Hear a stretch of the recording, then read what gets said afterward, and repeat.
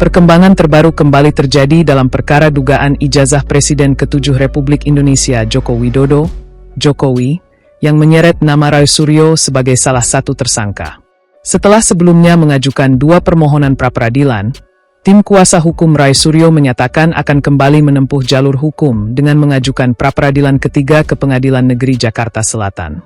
Langkah tersebut disampaikan kuasa hukum Roy Suryo, Refli Harun, yang menjelaskan bahwa permohonan berikutnya akan difokuskan untuk menguji dasar penetapan tersangka terhadap kliennya berdasarkan Pasal 35 Undang-Undang Nomor 11 Tahun 2008 tentang Informasi dan Transaksi Elektronik, UU ITE, sebagaimana telah diubah. Refli Harun menilai pasal yang digunakan terhadap Roy Suryo memiliki ancaman pidana yang sangat berat sehingga perlu diuji melalui mekanisme pra-peradilan.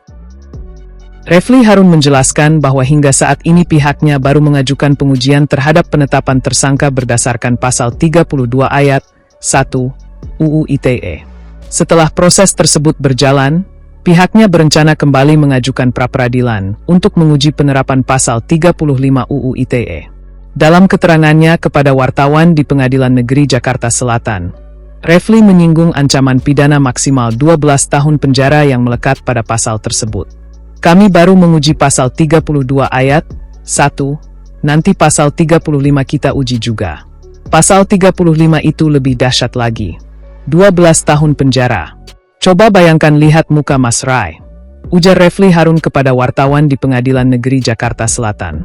Ia kemudian mempertanyakan kesesuaian ancaman pidana tersebut terhadap kliennya. Pantas enggak kira-kira 12 tahun penjara? Kan ini sama dengan sebuah kejahatan besar, kejahatan luar biasa yang kualifikasinya sebagai sebuah kejahatan berat. Lanjutnya, selain mempertanyakan ancaman pidana, Refli Harun juga mengatakan pihaknya ingin meyakinkan hakim tunggal agar melihat substansi perkara secara menyeluruh. Ia menilai penggunaan Pasal 32 Ayat 1 UU ITE dalam perkara tersebut lebih berfungsi sebagai dasar yang memungkinkan penyidik melakukan penahanan terhadap tersangka. Agar penyidik itu bisa menahan tersangka sewaktu-waktu dan itu sudah dicoba dilakukan pada tanggal 19 Juni yang lalu, ucapnya. Pernyataan tersebut disampaikan Refli saat memberikan penjelasan mengenai alasan tim kuasa hukum terus mengajukan pra-peradilan terhadap setiap pasal yang digunakan sebagai dasar penetapan tersangka.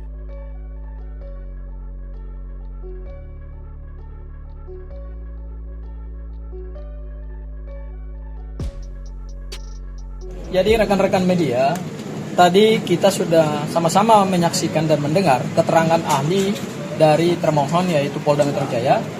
Dan dalam 2 sidang pra-peradilan yang kami lakukan dengan termohon tetap Polda Metro Jaya, mereka sama sekali pun tidak pernah menghadirkan saksi. Ya. Nah, yang kami persoalkan di dalam permohonan pra-peradilan ini adalah kami ingin menguji sejauh mana kualitas minimal 2 alat bukti permulaan yang cukup dari Polda Metro Jaya dalam menetapkan Mas Roy sebagai tersangka Pasal 32 Undang-Undang ITE yang ancaman pidananya adalah berat 8 tahun penjara. Ya, saya evaluasi sedikit bahwa pada saat kami menghadirkan pembuktian saksi-saksi, ada 4 saksi yang kami hadirkan dan 4 saksi itu adalah 4 saksi yang diperiksa pada pokok perkara itu tidak mengetahui, tidak melihat, tidak mengalami suatu peristiwa yang diduga peristiwa pidana berupa meretas, menghacking, menghilangkan, merusak, memanipulasi data elektronik sehingga data elektronik tersebut tidak bisa lagi diakses. Dan ahli juga yang kemarin kami hadirkan juga telah menerangkan ke Hakim Tunggal pra-peradilan bahwa berdasarkan putusan Mahkamah Konstitusi nomor 21/PUU/Angka-7/2014, maka dalam hal memeriksa setidaknya penetapan tersangka yaitu harus dilihat kualitas minimal 2 alat bukti permulaan yang cukup. Jadi bukan soal banyaknya alat bukti, ya. 148 saksi yang diperiksa oleh Polda Metro Jaya itu lebih banyak menerangkan peristiwa pencemaran nama baik dan fitnah, bukan kepada pokok Pasal 32 yang ancaman pidananya 8 tahun dan itu tidak 32 ayat 1 Undang-Undang ITE yang ancamannya 8 tahun dan tidak pernah dihadirkan juga oleh pihak penyidik Polda Metro Jaya.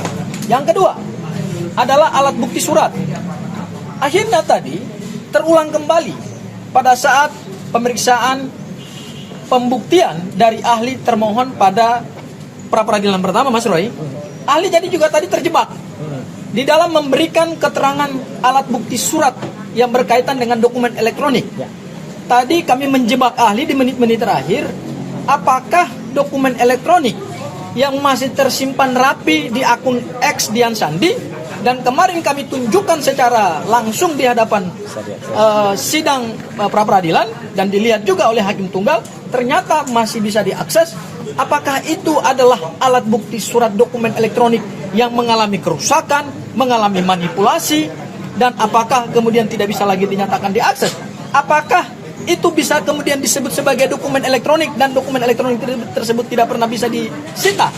Akhirnya ahli terjebak dan mengatakan bahwa kalau itu bukan kompetensi saya. Berarti kami mempertanyakan bukti surat seperti apa yang dimiliki oleh Polda Metro Jaya berkenaan dengan penetapan tersangka pasal 32 Undang-Undang ITE.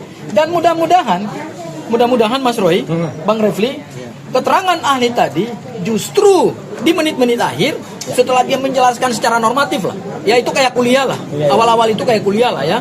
Tapi begitu di ujung yang berkenaan dengan inti daripada permohonan pra peradilan kami ini, saudara ahli tidak bisa menjelaskan pendapat ahlinya bahwa telah terpenuhi minimal alat bukti dokumen elektronik. Karena dokumen elektronik tersebut tidak pernah mengalami kerusakan, tidak pernah bisa hilang dari ruang cyber karena sampai hari ini masih bisa diakses, dan mudah-mudahan berdasarkan persesuaian bukti, baik keterangan saksi kami, kemudian keterangan ahli kami, dan kemudian keterangan ahli dari Polda Metro Jaya yang menegaskan bahwa alat bukti dokumen elektronik itu tidak pernah bisa dibuktikan dalam persidangan ini, maka mudah-mudahan bisa dikabulkan. Ya, bisa dikabulkan, yaitu menggugurkan pasal 32 Undang-Undang ITE, bukan menggugurkan pokok perkara ya. Ini perlu saya tegaskan dulu ya. Menggugurkan pasal 32 Undang-Undang ITE ayat 1 di dalam surat dakwaan. Sehingga nanti setelah ini kami akan mengajukan kembali permohonan pra peradilan untuk pasal 35 Undang-Undang ITE karena kami ingin melakukan challenging ya, atau mensomir ya termohon secara parsial. Pasal-pasal penetapan tersangka itu kami ingin cicil parsial. Kenapa kami ingin cicil parsial? Karena kami ingin menguji alat bukti permulaan yang cukup itu fokus ya. Jadi kami tidak membuat dalam satu permohonan gado-gado ya, tapi kami akan cicil satu persatu, dan berdasarkan hukum acara pidana yang hari ini berlaku, tidak ada pembatasan terhadap jumlah permohonan pra peradilan, mau 1, mau 2, mau 3, bahkan 100 sekalipun, sepanjang objek yang dimohonkan itu tidak nebis in idem, maka tetap dibenarkan secara hukum acara pidana. Ya, barangkali itu saja.